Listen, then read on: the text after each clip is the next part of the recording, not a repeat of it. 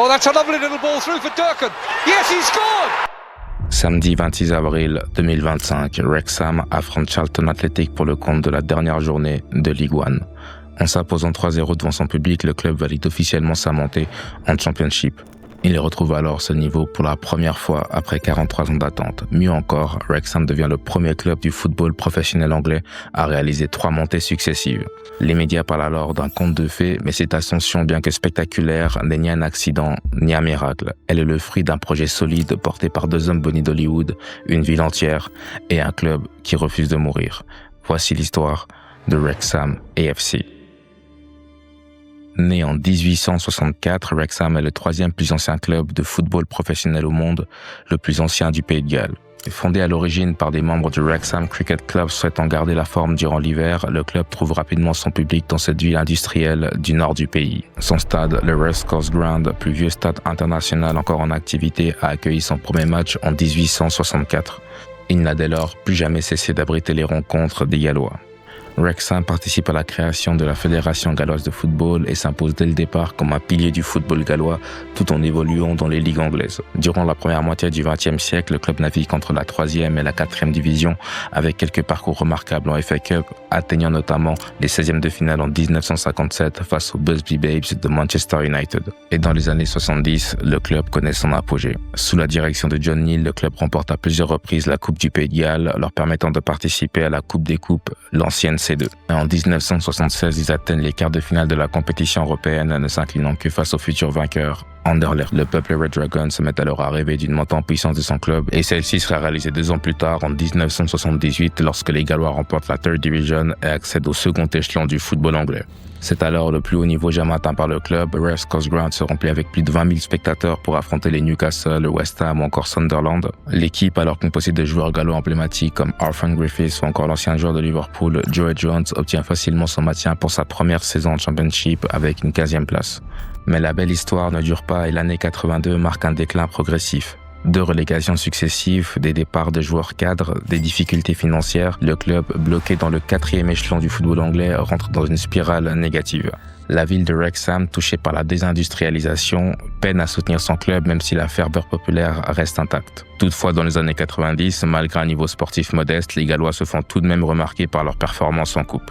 Notamment en janvier 92 au 3e tour de la FA Cup lorsque le club élimine l'Arsenal de Tony Adams, David Seaman, encore Lee Dixon, champion d'Angleterre en titre grâce notamment à un coup franc de Mikey Thomas, depuis entré dans la légende. Remonté en 3e division 1 an plus tard, les Red Dragons s'y maintiennent le reste de la décennie avec certes des budgets réduits mais toujours une forte implication locale. Des joueurs comme Gary Bennett, Carl Connolly ou encore Brian Hughes deviennent des figures appréciées du club et le Race Course Ground reste un lieu vivant malgré des infrastructures vieillissantes. Les années 2000 commencent avec un mélange d'espoir et d'inquiétude. Le club ne parvient plus à se stabiliser et erre entre la 3e et la 4e division. Le manque d'investissement entraîne de lourds problèmes financiers, retard de salaire, dettes impayées, mauvaise vente de joueurs. Le club, placé sous administration judiciaire en 2005, peine à survivre en 4e division. Et en 2008, le coup près tombe. Wrexham est relégué en Conference League, 5e échelon anglais, un séisme. Après 87 ans dans la Football League, le club quitte le monde professionnel. Pour les supporters, c'est un crève-cœur. Pour le football gallois, c'est la chute d'un monument. L'équipe doit maintenant se battre avec 23 autres écuries pour une seule place permettant la montée directe et s'enfonce dans l'antichambre du football professionnel anglais. Et ce, malgré le soutien de milliers de fidèles, créant des campagnes de dons et un groupe, le Wrexham Supporters Trust, qui prend le contrôle du club. Pendant près de 10 ans, Wrexham vivote sans argent mais toujours debout grâce à l'amour des supporters. Personne ne le sait encore, mais le club est sur le point de changer de dimension.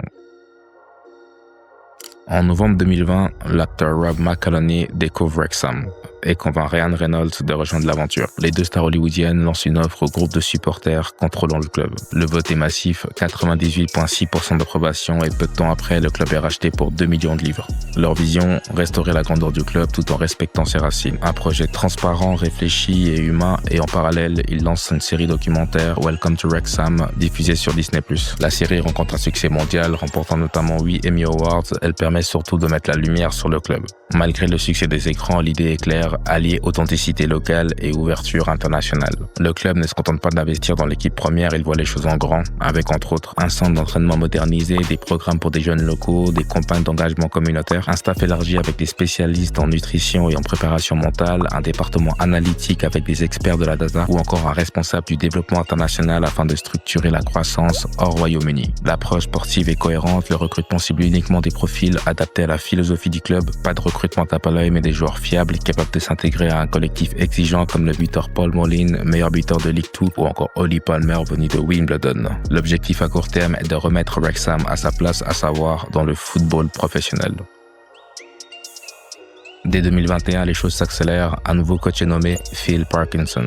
Les débuts sont encourageants, mais Wrexham échoue en barrage. Mais c'est que partie remise, car la saison suivante, Wrexham remporte la 5e division, désormais appelée National League, et obtient son ticket pour la Ligue 2. Et cette saison Ligue 2 est celle de la confirmation. Le buteur Paul Mullin enchaîne les buts, souvent dans les dernières minutes. L'équipe est soudée, combative et mentalement solide, comme lors de cette victoire face à Stockport County, où les Dragons, menés 2-0 à la mi-temps, s'imposent 3-2 à la 92e minute. Le club termine deuxième avec 88 points, assurant sa montée directe. Mullin fait trembler les filets à 24 reprises et le projet, vu à l'origine comme un caprice de star américaine, gagne en crédibilité. À l'été 2024, Wrexham s'apprête à vivre sa première saison en Ligue 1 depuis 2005 et suite à sa médiatisation, le club est attendu au tournant. Pour franchir le cap de la Ligue 1, le club a été plutôt actif sur le marché des transferts, cherchant à apporter de la polyvalence et surtout de l'expérience à l'effectif. Parmi les recrues phares du mercato estival, on retrouve l'attaquant puissant Sam Smith arrive de Reading pour 2 millions de livres. Jay Rodriguez, passé par la première ligue avec Burnley, vient apporter son expérience du haut niveau. Le défenseur Lewis Brandt arrive de Leicester et le milieu défensif Olivier Radbone, joueur expérimenté de Ligue 1, arrive en provenance de Rotherham. Complète un effectif ambitieux mais équilibré. L'équipe, dirigée par Phil Parkinson, développe une philosophie claire. Pressing haut, transition rapide et beaucoup d'activité sur les ailes. Dans un championnat plus physique, plus tactique, Wrexham commence fort dès le mois d'août avec une série de beaux résultats qui mettent tout de suite le ton. Une victoire 3-2 contre Wycombe pour lancer la saison, puis des prestations solides à domicile. Et en septembre, les Dragons s'enchaînent. Le 3-0 face à Shrewsbury marque les esprits. L'équipe s'installe dans le haut de tableau, portée par des individualités en forme comme Sam Smith ou encore Ollie Palmer, mais aussi par un collectif soudé. Le mois d'octobre voit le club écraser Northampton 4-1. La montée se dessine alors petit à petit. L'équipe est efficace, ne concède très peu de buts et prend régulièrement les 3 points.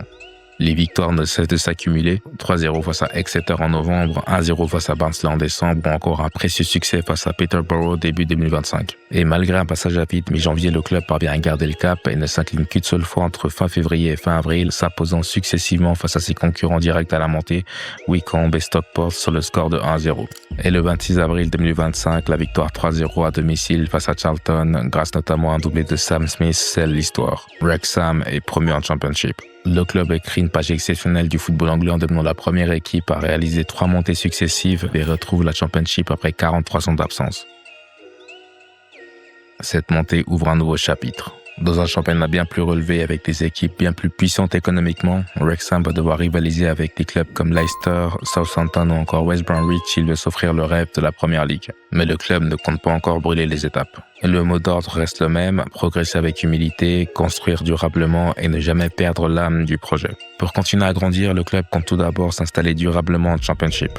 Il prévoit également l'expansion de son stade ainsi que l'ouverture d'une académie internationale dans le but de former des jeunes talents venus du monde entier. Les 2 stars hollywoodiennes envisagent également de renforcer les liens du club avec les États-Unis où la fanbase est en plein essor. Des tournées estivales, des partenariats avec des universités américaines, voire une franchise e-sport aux couleurs du club sont en cours de discussion. L'objectif à long terme, créer un écosystème autour du Nord Wrexham qui dépasse le simple cadre du football. Mais derrière cette ambition globale, la ville de Wrexham reste au centre du projet. Depuis la reprise du club, la ville a connu un regain d'activité. Afflux touristique, création d'emplois, ouverture de commerce et rénovation urbaine, Wrexham est redevenu une destination en vogue portée par la visibilité de son club. Le football a redonné fierté et vitalité à toute une communauté. Voilà, c'était l'histoire du Wrexham AFC, un club passé des bas-fonds du football anglais aux portes de l'élite. Dites-moi dans les commentaires si vous avez suivi le projet ces dernières saisons, si vous avez regardé la série par exemple sur Disney+, et si vous voyez éventuellement le club se pérenniser en Première Ligue ces prochaines saisons. Quant à moi, je vous remercie d'avoir suivi la vidéo et je vous laisse sur ces paroles de Ryan Reynolds. Le football n'est pas seulement un jeu, c'est une histoire que l'on écrit ensemble, semaine après semaine, but après but, et à Wrexham, cette histoire ne fait que commencer.